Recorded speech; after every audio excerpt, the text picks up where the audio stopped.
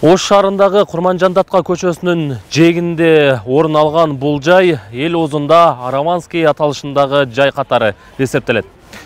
Бул жайдын жайгашкан тургундардын саны да үзүлбөйт. Бул жерге шаардыктар жыш отурукташкан. Айланасында түрдүү эс алуучу жайлар да курулган. Бирок өзүңүздөр көрүп тургандай бул жай энсиреген жайга айланып, эч кимдин көзүнө түшкөн эмес. Көзүнө түшсө дагы дарамети жетпеген сыягы. Анткени бул жай ушул убакка чейин, ушул мезгилге чейин жеке жарандардын, жеке менчиктин колунда болуп келген.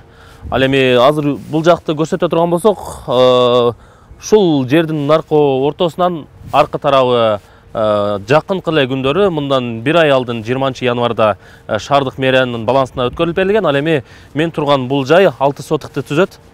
Учурда жеке менчиктин колунда калган. Ош шаарындагы муниципалдык жерлер сатылып, тонолуп, жеке менчикке өтүп, кайра шаардык мэрияга кайтарылып алынып, жер бизнесин жүргүзгөндөр азыркы заманда коррупциянын сап башында болуп калды. Бирок мыйзам жакшы иштебейби же соттордун адилетсиздигиби? Мыйзамсыз иштер даана көзгө сайылып көргөзүлсө да, айыптуулар жоопкерчиликке тартылбай келет.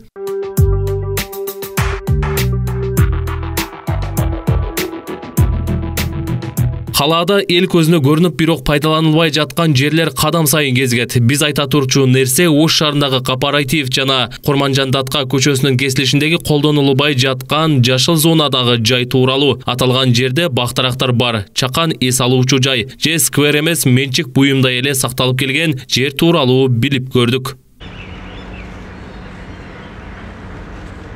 Союз мезгили тарагандан кийин 1995 жылдары биз айткан энсиреген Оштун так ортосунда жайгашкан 14 сотуктан ашуун жер Айдар аттуу жоопкерчилиги шектелген коомуна ошол кездеги Ош шаардык администрациясы тарабынан сатылып кеткен. Бирок 95 жылдары жер сатылып жаткан учурда мамлекеттик мүлктөр жеке менчикке сатылбасын деген токтом да бар болгон эле. Азыркы көрүнүш мыйзамга дал келбей, тебелендиде калып кеткендигинен кабар берет.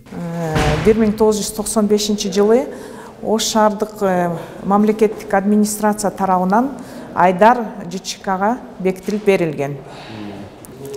Кийин 2008 жылы соттун чечимдери чыккан мамлекеттик каттоону бизде ошол жерге каттоо, алардын укугун каттоого милдеттирилген. Архитектурадан билдиришкендей, белгилеген жайга чоң курулуштарды жүргүзүүгө болбойт, анткени жердин түбүнөн тектоникалык жарака бар экени аныкталган. Ал эми ал жердеги көп кабаттуу үйлөр Союз мезгилинде курулгандыктан ага эч ким жооптуу эмес. Биз айткан Айтиев жана Курманжандатка көчөсүнүн кесилишиндеги көмүскөдөгү 14 сотуктан ашуун жер көмүскө жер катары кала бергенби? 5-аптеканын алдындагы бир аз объектлер бар. Алар буга чейин уруксат берилип, так эмесин айта албасам дагы эски курулуштарга кирип кетет.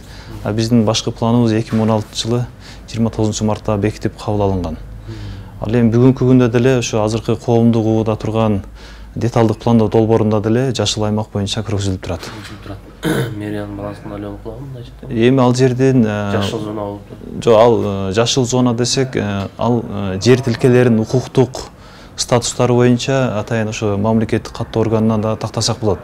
Ал жерде жеке менчик укуктары бар да жерлер болушу мүмкүн. Ош шаарынын бийлигине тийиштүү делген жерлердин баарын көзөмөлдөөчү кызмат бул Ош шаардык муниципалдык менчик башкармалыгы. Аталган кызматтын кызматкерлери 28 жылдан бери жеке менчиктин колунда турган Ош шаарындагы 14 сотук жер шаар бийлигинин менчигине өткөнүн айтышат. Ал эми 95 жылдары сатылгандыгы жана 14 сотук жер канча сомго баалангандыгы тууралуу маалыматы жоктугун билдирет. Биз, значит, биздикилер багандай болуп калыптыр да, укугун каттайлы экен да. Госакт алынгандан кийин дагы ошонун укугу катталыш керек да.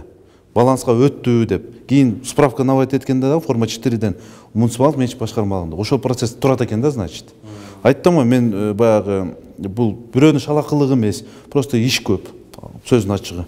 Анан өттү дегенден кийин бул өттү деп толук кандуу эле айта алабыз. Бул просто бир эле процесс, ал оңой эле, проблемасы жок.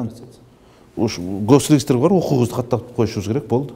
Учурда баары аке экөөчүлүк, дос туугандык, тааныш билиштикке салып, өз пайдасын ойлогондор арбып кеткендей. Ош шаарынын башчысы болуп канча мээр келип, биз айткан 14 сотуктан ашуун жерди көрбөй калгандыгы суроо туудурат. Эмнеге 30 жылга жакын убакыттан бери биз сөз кылган жер катылып жаткан деген суроо жоопсуз калбашы керек. Атайын отургучтарды коюп, бир аз гүлдөрдү өстүрүп, шагыл таштардан жол куруп койсо, шаар үчүн да, бул жайга жакын жашаган эл үчүн да ыңгайлуу эс алуучу жайга айланмак. Эртөштүк Нурбек уулу, Омар Ахматалиев, Ош Бирим жаңылыктары.